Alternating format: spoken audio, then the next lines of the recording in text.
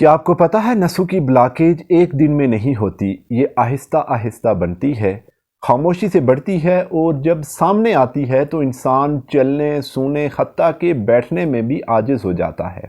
اس لیے میں شروع میں ہی صاف بات کرنا چاہتا ہوں کہ اگر آپ کے ہاتھ پاؤں سن ہوتے ہیں، پیروں میں جلن ہے، ٹانگوں میں بھاری پن ہے یا رات کو سوتے وقت عجیب سا درد اور بے چینی ہوتی ہے تو اس ویڈیو کو آخر تک ضرور دیکھیں، کیونکہ آخر میں ایک ایسا حل ہے جو بہت سے لوگوں کے لیے فائدہ مند ثابت ہوا ہے۔ اب سب سے پہلے اصل مسئلہ سمجھ لیتے ہیں کہ نسوں کی بلاکیج آخر ہوتی کیا ہے۔ ہمارے جسم میں نسیں وہ راستے ہیں جن کے ذریعے خون، آکسیجن اور طاقت جسم کے ہر حصے تک پہنچتی ہے۔ جب یہ نسیں صاف اور کھلی ہوں تو جسم ہلکا، متحرک اور طاقتور محسوس ہوتا ہے، لیکن جب انہی نسوں میں خون گاڑھا ہونے لگے، چکنائی جم جائے یا اعصاب کمزور ہو جائیں تو خون کی روانی سست ہو جاتی ہے۔ یہی کیفیت نسوں کی بلاکیج کہلاتی ہے۔ یہ بلاکیج کبھی بھی اچانک نہیں بنتی، بلکہ اس کے پیچھے ہماری طرز زندگی کے بہت سے عوامل شامل ہیں۔ غلط خوراک، زیادہ دیر ایک جگہ بیٹھنا، شوگر، بلڈ پریشر، ذہنی دباؤ، نیند کی کمی، سگریٹ نوشی اور کم پانی پینا، یہ سب وہ عناصر ہیں جو آہستہ آہستہ نسوں کو تنگ کرتے جاتے ہیں۔ شروع میں صرف تھکن محسوس ہوتی ہے، پھر سن پن شروع ہو جاتا ہے، پھر جلن اور آخر کار یہ شدید درد اور مستقل کمزوری کی شکل اختیار کر لیتا ہے۔ اکثر لوگ یہ غلط فہمی پال لیتے ہیں کہ یہ مسئلہ صرف بڑھاپے میں ہوتا ہے، حالانکہ آج کل 30-40 سال کے لوگ بھی نسوں کی کمزوری اور بلاکیج کا شکار ہو رہے ہیں۔ خاص طور پر شوگر کے مریضوں میں نسوں کا جلنا اور سن ہونا بہت عام ہو چکا ہے، جسے میڈیکل زبان میں نیوروپیتھی کہا جاتا ہے۔ نسوں کی بلاکیج کا سب سے خطرناک پہلو یہ ہے کہ اگر وقت پر توجہ نہ دی جائے تو یہ مسئلہ دل، دماغ اور گردوں تک بھی اثر ڈال سکتا ہے۔ اس لیے صرف درد ختم کرنا کافی نہیں، بلکہ نسوں کو اندر سے مضبوط کرنا، خون کی روانی کو بحال کرنا اصل مقصد ہونا چاہیے۔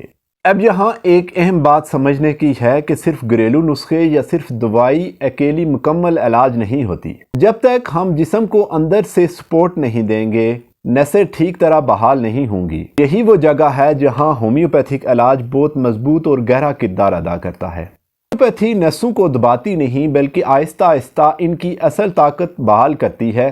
درست دوا، درست مقدار اور درست وقت پر دی جائے تو نسوں کی کمزوری، جلن اور بلاکیج میں نمایاں فرق آتا ہے۔ ہومیوپیتھی میں نسوں کے مسائل کے لیے سب سے پہلی اور اہم دوا ہائپریکم ہے۔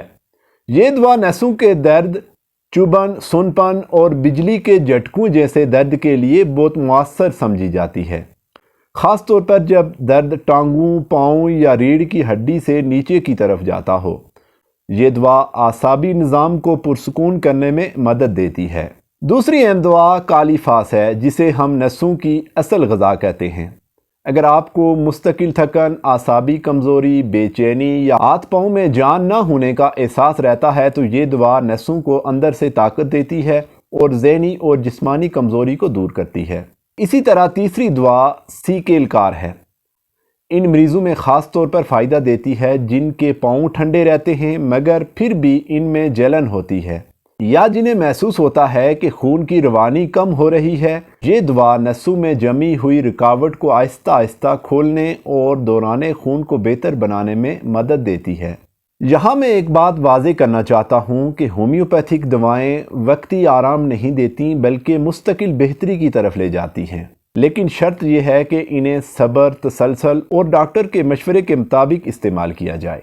اب آخر میں جیسا میں نے شروع میں وعدہ کیا تھا کہ میں آپ کے لیے ایک بہت آسان سا گھریلو طریقہ بتا رہا ہوں جو آپ کی ریکوری کو تیز کر سکتا ہے۔ یہ کوئی لمبا نسخہ نہیں ہے، بس ایک سپورٹنگ تھراپی ہے جو ہومیوپیتھک علاج کے ساتھ ساتھ مل کر فائدہ بڑھا دیتی ہے۔